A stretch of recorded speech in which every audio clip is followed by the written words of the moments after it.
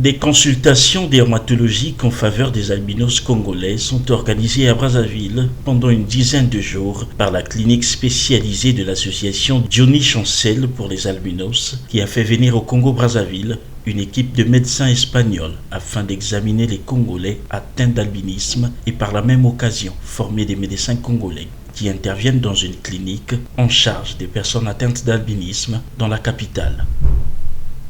Johnny Chancel Ngamwana, responsable de cette clinique, définit le sens et l'intérêt de cette intervention des dermatologues. L'albinisme est une anomalie génétique non transmissible mais héréditaire, qu'un enfant albinos doit être protégé.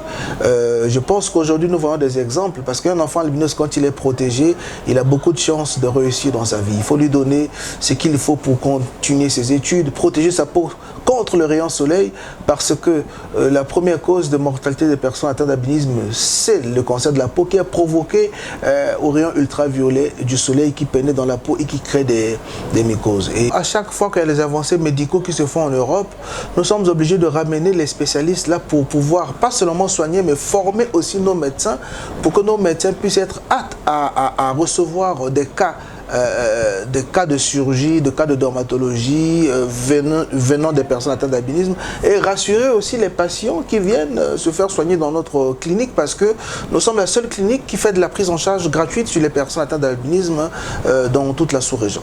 Notre association existe déjà depuis plus de 13 ans et nous avons lancé ces campagnes contre le cancer de la peau depuis 2021 avec les Russes et le consulat de Saint-Marin. Et aujourd'hui, nous continuons en 2023 avec les Espagnols, et le ministère des Affaires sociales, le consulat de Saint-Marin. Donc par conséquent, tous les 2-3 ans, nous allons faire venir des spécialistes qui connaissent vraiment la cause et qui peuvent vraiment pallier à ces problèmes-là. Le gouvernement de la République commence à avoir un regard particulier par rapport au travail que nous faisons. Et pour ce projet, nous avons été accompagnés par le ministère des Affaires sociales qui n'a ménagé aucun effort pour pouvoir nous accompagner. Donc en ce moment, nous sommes en train de continuer à travailler et nous pensons que notre partenariat avec le ministère des Affaires sociales, le ministère de la Santé, le ministère de la Communication qui vient de débuter ne s'arrêtera pas là et donnera les fruits pour améliorer les conditions de vie des personnes atteintes d'albinisme. Alignés dans le couloir de la clinique de l'AJCA, les albinos, accompagnés de leurs parents, attendent chacun son tour pour se faire consulter. C'est difficile ici, je comprends les photoprotections chimiques ou physiques, mais il y a une autre, que c'est la photoprotection externe. Et c'est une chose comme nettoyer les dents.